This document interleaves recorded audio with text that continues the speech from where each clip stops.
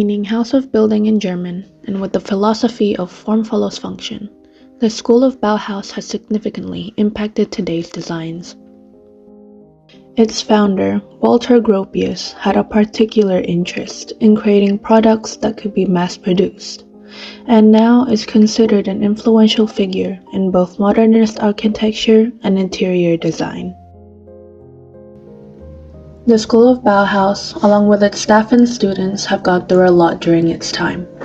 April 1, 1919 was the date that Bauhaus officially opened. And it's the same year Johannes Eaton puts forward the preliminary course, which gives students basic knowledge of texture, color, natural form, and material.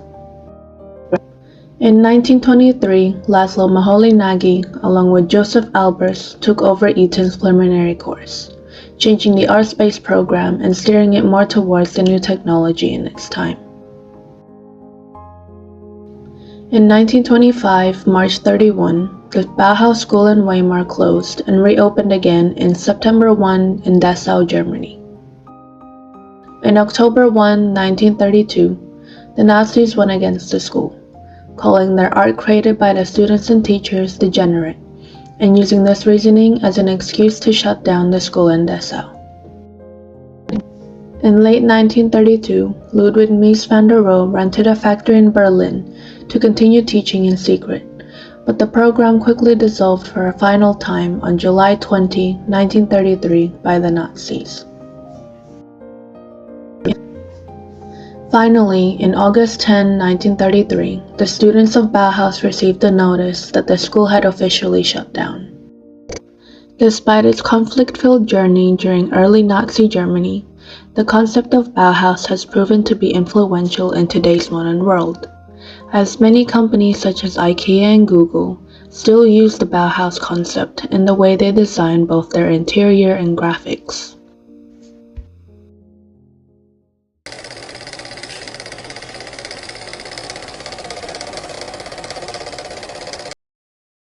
The intellectual bourgeois of the old empire, tepid and unimaginative, mentally slow, arrogant, and incorrectly trained, has proven his incapacity to be the bearer of German culture. His benumbed world is now toppled, its spirit overthrown, and is in the midst of being recast in a new mold. Walter Gropius, 1919. When we think of the Bauhaus in terms of the interior, we may think of iconic pieces such as the Vasily chair or Marriott Brance's 1924 tea infuser, pieces that truly embody the minimalist and functional style of Bauhaus design. But while it's quite simple to picture these hallmark pieces and leave them as is, we really have to implore ourselves to dig deeper into what is arguably one of the more important aspects of the Bauhaus movement. Because, alongside the revolutionary innovations, there stands a philosophy that is linked to a much deeper history of defiance and progress. As we've come to understand, the Bauhaus was born during a deeply tumultuous time of change in Germany. Disillusionment had plagued the nation after its loss in World War I, with the problematic structures of the German Empire being exposed to the masses. As Gropius's words demonstrate at the beginning of the chapter, the incapability of this elitist and old empire to sustain the vitality of art and design, which they had rendered soulless and unimaginative, called upon it not only loud protest against tradition, but also the ambitious promise of a new progressive movement. To Gropius, the Bauhaus was the answer to this crisis. In its curricular and spiritual unification of the arts, crafts, and industry, the Bauhaus upheld the philosophy of form follows function, which not only prized honesty, equality, and accessibility in the making of and design of their pieces, but also rejected the excess and ornamentation that had dominated mass culture at the time. This was a means for stability and sense amidst a very disembodying but daring period of transition, with the nation going from traditional to modern life, from excess to clean and geometric aesthetics, from clear divisions between craftsmen and artists to merging the two into their highest form, the architect. So when talking about Bauhaus innovations, it's important to remember that their iconic, simple, functional, and unified designs were not merely stylish aesthetic choices. They were part of a broader, defiant philosophy against mass culture imagery and the social fragmentation imposed by elites of the German Empire. Not only did these accessible innovations radically revolutionize the language of design, they also reconstructed the very ways people related to and, in turn, lived in the arts.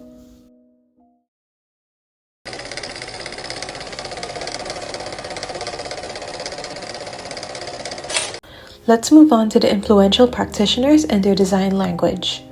German-American architect Walter Gropius founded the Bauhaus School in 1919, setting forth a visionary philosophy to unite all artistic disciplines and close the divide between art, craft, and industrial technology.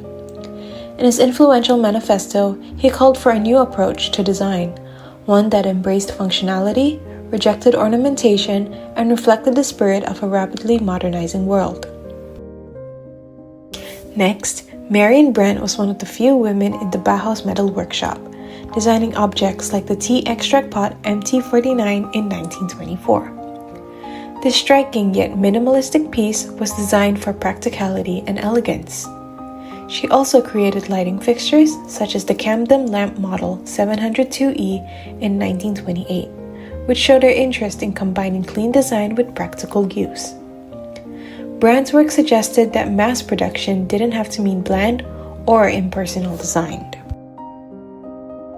Beyond industrial creations, artists Paul Klee and Wassily Kandinsky influenced modern design by teaching students to rethink space, color, and form. Kandinsky developed a, quote, science of art based on color and line theory, while Klee used natural patterns and mathematical diagrams. Their abstract visual approaches shaped modern design principles across various fields, from painting to typography and interior design. But the true innovation of these practitioners was their collective approach. Apart from designing objects, they communicated a new philosophy of modern living.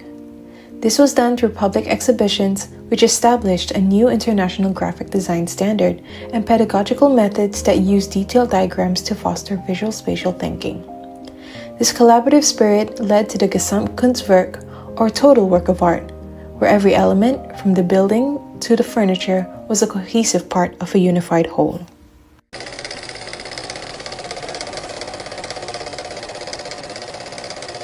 So why does the Bauhaus still matter in the 21st century? Because its core principles, functionality, simplicity, and accessibility align with the values of contemporary design. Its legacy can be seen everywhere, from the clean lines of minimalist home decor and the user-focused design of our smartphones to the modular, affordable furniture we find at IKEA. The Bauhaus taught us that good design should serve a purpose and be available to everyone. Ultimately, the Bauhaus was more than a design movement. It was a philosophy for a better, more logical world.